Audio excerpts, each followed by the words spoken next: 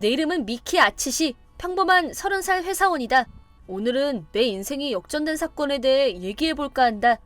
나는 그리 크지도 작지도 않은 회사에 다니고 있고 지위와 월급도 평범한 수준이다.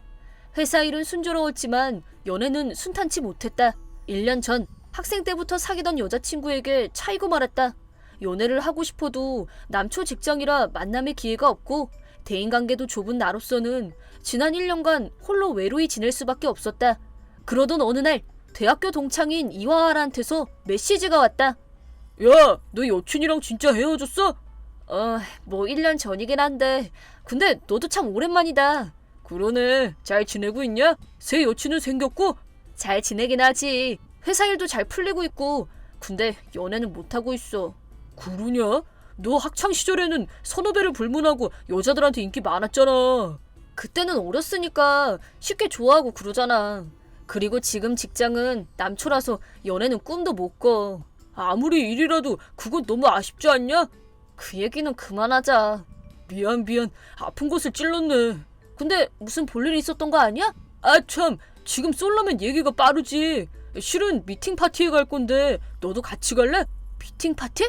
그런데 누가 냐? 나도 이제 슬슬 결혼 생각도 해야지. 아버지도 결혼하라고 성하시다. 사장 아드님은 고달프겠네. 야, 뭐 남일처럼 그러냐? 남일 맞잖아. 그래서 생각은 있어? 근데 그런 곳에 입고 갈 옷이 없는데. 내 옷 빌려줄게. 꽤 좋은 브랜드라서 문제 없을 거야. 그건 나야 고맙지만 그런 곳은 좀 불편해서. 그래도 여자는 만나고 싶지? 그렇지. 그럼 가자. 여자친구를 사귀고 싶긴 하지만 갑자기 미팅 파티라니. 조금 당황스럽긴 했지만 결국 가기로 했다. 하지만 당일이 되자 미안. 독감에 걸렸지 뭐냐. 뭐? 독감? 하필 가자고 한 녀석이 몸져 누워서 어떡할까 고민했지만 이미 비용을 선불로 지불했기 때문에 큰맘 먹고 혼자서 미팅 파티에 가기로 결심했다. 다행히 옷은 이와하라한테 미리 빌려줬다. 어색하게 그저 회장을 어슬렁거리던 나한테 저기 혼자 오셨어요? 괜찮으시면 잠깐 얘기하실래요? 여자 두 분이 나한테 말을 걸어왔다. 말을 건 사람은 아스나 씨. 나이는 26살이라고 한다. 빨간 드레스에 화려하고 짙은 화장, 비싸 보이는 걸 몸에 걸친 눈에 띄는 사람이었다. 다른 한 분은 치아키 씨. 마찬가지로 26살. 센스 좋은 드레스를 입고 있었는데 겉보기에 소극적인 성격 같았다. 그렇게 셋이서 이야기를 나눴는데 아스나 씨의 적극적인 질문 공세를 보니 나한테 관심이 있어 보였다. 나도 아직 죽지 않았구나 하고 조금 들떠 있었는데 일 얘기가 나오자 난 솔직히 대답했다. 건강식품 관련 영업을 하고 있어요. 뭐 평범한 회사원이죠. 그러자 아스나 씨가 오만상을 구기더니 뭐? 평범한 회사원? 그럼 먼저 말했어야지. 시간 낭비했네. 아까랑은 사뭇 다른 거친 말투로 화를 냈다. 아마 아스나 씨는 이와할한테 빌린 명품 양복을 보고 내가 돈 꽤나 버는 남자인 줄 착각했던 모양이다. 인기 있는 게 아니었구나. 옆에 있던 치아키 씨가 아스나 씨를 서둘러 말렸다. 아스나, 그건 너무 실례잖아. 그러면 네가 사귀든지. 난 가난한 남자는 필요 없거든. 친구의 말을 무시하고는 나는 모니로브 상사의 사장 딸이라고. 당신 같은 밑바닥에 나랑 어울릴 줄 알았어? 분수를 알아야지. 그렇게 험담을 하고는 자리를 떠났다. 원래는 화를 낼 만한 상황이었지만 어른이 돼서 이렇게 대놓고 모욕을 당한 건 처음이라 어안이 벙벙했다. 결국 자리를 뜨는 아스나 씨의 뒷모습을 멍하니 바라볼 수밖에 없었다. 그 후로도 치아키 씨는 나한테 연신 사과했다. 치아키 씨는 상식적인 사람이었는데 왜 저런 사람이랑 친구인지 신기할 따름이었다. 그리고 어쩌다 보니 나는 치아키 씨와 그 후로도 시간을 보내게 됐다. 연락처를 교환하고 다음 날 안녕하세요. 지금 잠깐 괜찮으세요? 괜찮습니다. 어제는 감사했어요. 치아키 씨 덕분에 즐거운 시간을 보낼 수 있었어요. 아니요, 저야말로요. 그리고 제 친구가 신뢰를 끼쳐서 죄송해요. 그 일은 이제 괜찮아요. 치아키 씨가 사과할 일도 아니잖아요. 그래도 기분이 많이 상하셨을 텐데 제가 더 단호하게 말리지 못해서. 구야, 물론 기분이 좋지는 않았지만 그렇게 대놓고 욕을 들었더니 오히려 너무 황당해서 어안이 벙벙했던 것뿐이에요. 그러니까 신경 쓰지 않으셔도 돼요. 아츠시 씨가 그렇게 말씀하신다면. 그런데 제가 좀 궁금한 게 있는데요. 뭔가요? 치아키 씨랑 아스나 씨는 대체 어떻게 친구가 된 건가요? 서로 성격이 정반대인 것 같은데요? 아버지들끼리 사이가 좋아서 어렸을 때부터 알고 지냈어요. 소꿉친구란 건가요? 그렇다고 할 수 있죠. 그렇군요. 하지만 다른 사람이 보기에 분명 이상하겠죠? 제가 왠지 아스나를 따르는 부하나 후배처럼 보일 테니까요. 그런 느낌이 들긴 했는데 무슨 사정이라도 있나요? 어른들의 사정이랄까 집안일이 있거든요. 솔직히 아스나랑 같이 있기 좀 피곤해요. 저런, 힘드시겠어요. 내 이름은 치아키, 26살 회사원이다. 난 특별할 거 없이 평범한 타입이지만 소꿉친구인 아스나는 대기업 사장님의 딸이다. 그런 아스나와 내가 어떻게 소꿉친구가 됐냐면 단순히 아버지끼리 사업 동료라서 사적으로도 가까운 사이였기 때문이다. 아스나네 아버지는 대기업 사장님, 우리 아빠는 그 회사의 하청 공장이라서 입장이 대등하다고 할 순 없지만 어릴 적에는 아무런 문제도 없었다. 그런 어른들의 사정을 모를 나이라서 그땐 자매처럼 사이가 좋았다. 하지만 우리가 고등학생이 되자 변하기 시작했다. 서로 아버지들 간의 권력관계를 깨닫게 된 것이다. 야, 오늘 숙제 내 것도 좀 부탁한다. 그러자 아스나는 점점 나를 부하처럼 취급하기 시작했다. 결국 그렇게 고등학교, 대학교까지 아스나의 전속 시녀처럼 지냈고 그건 사회인이 돼서도 변함없었다. 물론 납득도 안 갔고 마음도 괴로웠다. 그런데도 내가 아스나의 말을 따르는 이유는 아버지의 회사 일 때문이었다. 아스나네 회사는 우리 아빠가 운영하는 회사의 가장 큰 고객이다. 그리고 아스나는 외동딸이라 금지옥엽으로 자랐다. 만에 하나 내가 아스나의 심기를 거슬러서 아버지들 간의 사이가 틀어진다면. 그러던 어느 날 아스나가 나를 억지로 미팅 파티에 데려갔다. 거기서 미키 아치시라는 남자를 만났다. 아스나가 그 남자의 명품 양복을 보고는 누가 채갈세라 재빨리 접근했다. 외모도 깔끔했고 말씨가 정중하고 자상해서 성실해 보이는 사람이라 호감이 갔다. 하지만 아스나 맘에 들었다면 내가 나설 자리는 없겠구나 싶었는데 친구한테 양복을 빌려 입은 평범한 회사원이라는 걸 알자 아스나는 무례한 태도를 보이며 그 자리를 떠났다. 정말 죄송해요. 아니요, 제가 오해를 살 만한 짓을 했죠. 화를 내고도 남을 상황이었지만 그 사람은 온화해 보였다. 점점 아츠시 씨가 마음에 들었고 큰맘 먹고 연락처를 교환했다. 그렇게 여러 차례 데이트를 한 우리는 결국 사귀게 됐다. 드디어 나도 내 행복을 찾았구나 하고 기뻤다. 그로부터 1년 후 우리는 순조롭게 만남을 이어가고 있었다. 아스나는 여전히 미팅 파티를 돌면서 돈 많은 미남을 잡으려고 분투 중이었다. 성과는 아직인 것 같다. 어느 날 집에서 걸려온 전화에 심장이 철렁 내려앉았다. 뭐? 아빠가? 지금 당장 갈게! 아빠가 구급차로 실려갔다는 전화였다.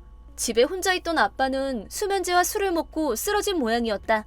심지어 그날은 엄마가 외출해서 집을 비우는 날이었다. 아빠는 자살 시도를 한 것이다.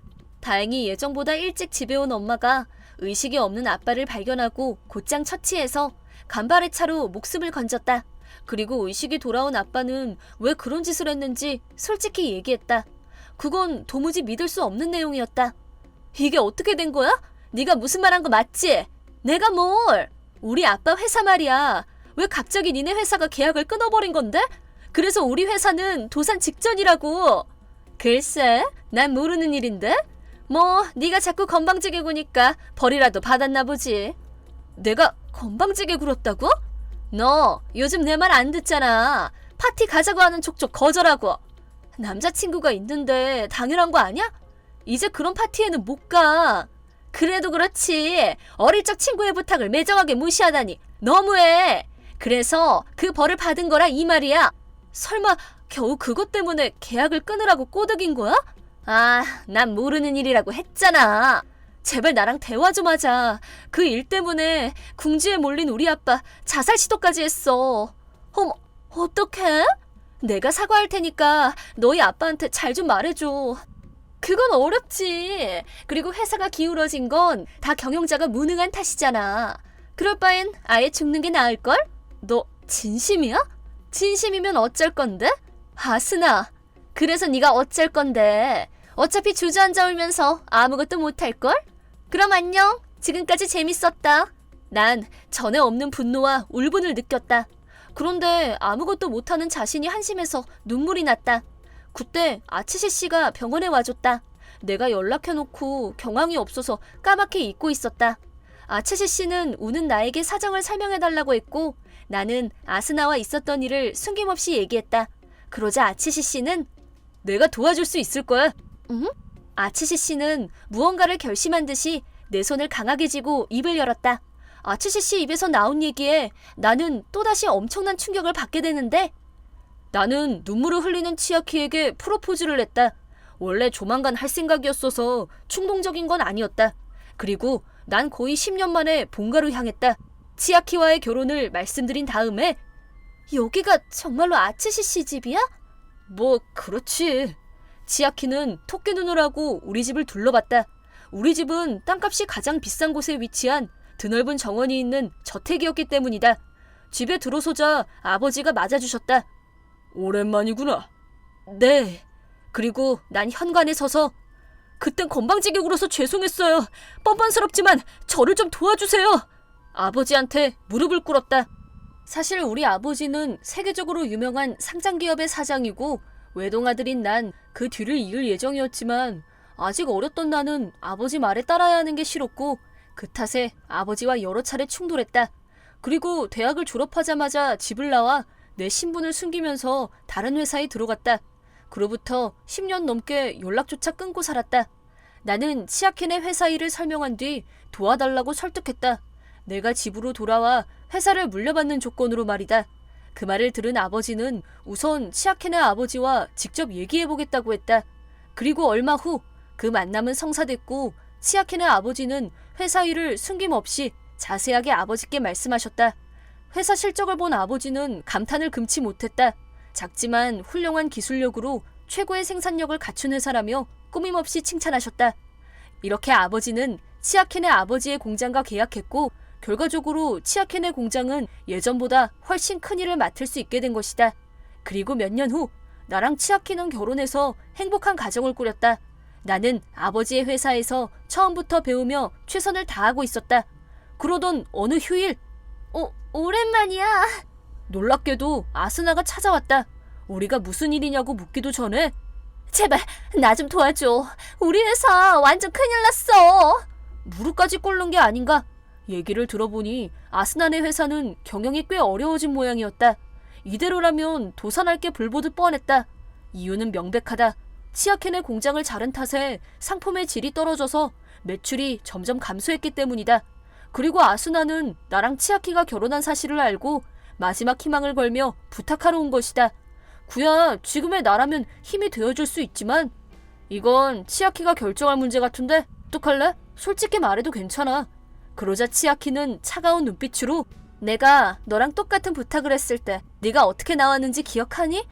그 대답을 그대로 되돌려줄게. 단칼에 거절해버렸다.